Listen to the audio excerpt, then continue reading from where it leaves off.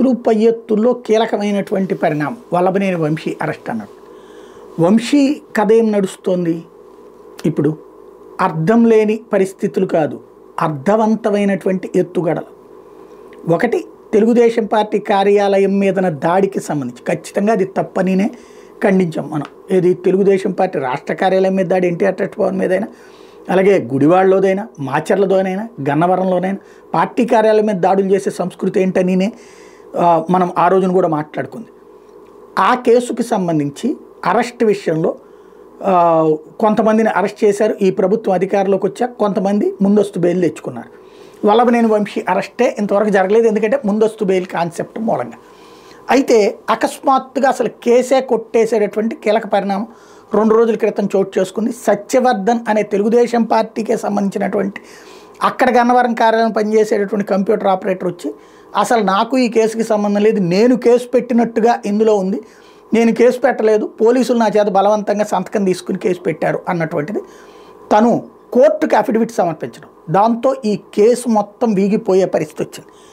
అక్కడే ఒక డౌట్ వచ్చింది, అధికారంలో ఉన్నటువంటి పార్టీ తెలుగుదేశం పార్టీ, ఆ పార్టీకి సంబంధించినటువంటి కార్యాలయంలో పనిచేసే ఉద్యోగి ఇలాగే ఇవ్వడం అంటే 2 కోణాలు ఉంటుంది. ఒకటి, వంశీ చేయించి ఉండాలి, ఏది అతనితో మాట్లాడి ఏదన్నా కాంప్రమైజ్ చేసి అట్లాంటివి చేయించి ఉండాలి, లేదా ఎదురెత్తేదో వేస్తున్నారు వీళ్ళు అన్నటువంటి. ఎందుకు అంటే వంశీకి మామూలుగా ఆ రోజున అక్కడ ఉన్నట్టు ఆధారాలు ఏమీ లేవు, ఆ కారణంగా అరెస్ట్ చేయడం కుదరట్లేదు అతన్ని. కోర్టులు కూడా ముందస్తు బెయిల్ ఇవ్వడానికి లేదా బెయిల్ ఇవ్వడానికే సిద్ధంగా ఉంటాయి అట్లాంటి ఇష్యూస్లో. ఎందుకు ప్రత్యక్షంగా తను అక్కడ లేడు, కింద కార్యకర్తలు చేశారంటే అది పై నాయకుడు అంటే కనుక ఇప్పుడు జగన్ మీద చేసినటువంటి ఇష్యూస్లో వీటన్నిటిలో చంద్రబాబు మీద డైరెక్ట్ కేసు పెడతానంటే కుదురుద్ది, కుదరదు. కాబట్టి ఇక్కడ తప్పించుకుంటున్నాడు అతను.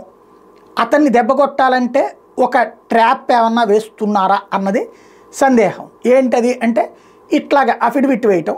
ఆ తర్వాత అకస్మాత్తుగా ట్విస్ట్ అయింది ఏంటయ్యా అంటే ఎవరైతే సత్యవర్ధన్ కోర్టుకు వెళ్ళి అఫిడవిట్ ఇచ్చాడో అతని తల్లి కంప్లైంట్ ఆధారంగా మా అబ్బాయిని కిడ్నాప్ చేసి ఇట్లాగ అఫిడవిట్ ఇప్పించారు అన్నటువంటి ఆధారంగా ఎదురెత్తేసి ఇప్పుడు వంశీని అరెస్ట్ చేశారు.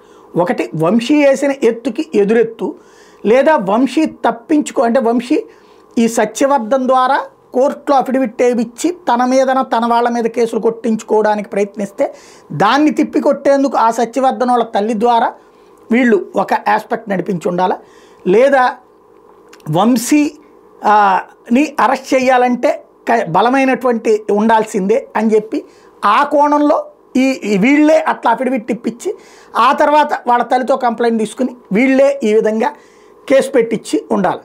తద్వారా బలంగా ఉండేటట్టు కేసు అన్నటువంటిది. ఎందుకంటే కేసు బలంగా ఎలా ఉండాలన్నటువంటి జగన్ టైంలో పట్టించుకోలేదు, వేగ్గా వెళ్ళిపోయారు. దాని కారణంగా అనేక మందికి చివరికి రిమాండ్ కూడా ఇవి ఉండదు. ఇప్పుడైతే ఎవరిని కూడా అట్లా వదిలిపెట్టట్లేదు. ఆ రోజుకి మళ్ళీ కోర్టు అప్పుడు అసలు మ్యాజిస్ట్రేట్ల దగ్గరనే బెయిల్ ఇచ్చేసేమని చెప్పేసినటువంటి సందర్భాలు. ఇప్పుడు ప్రతి ఒక్కళ్ళు జైలు పాలవుతున్నటువంటి సందర్భం. అది డిఫరెంట్. అంటే అది ఎదురెత్తు పై ఎత్తు సుదీర్ఘ రాజకీయ అనుభవం ఉన్నటువంటి పార్టీ కాబట్టి రివర్స్లో వేసిన ఎత్తుగడ.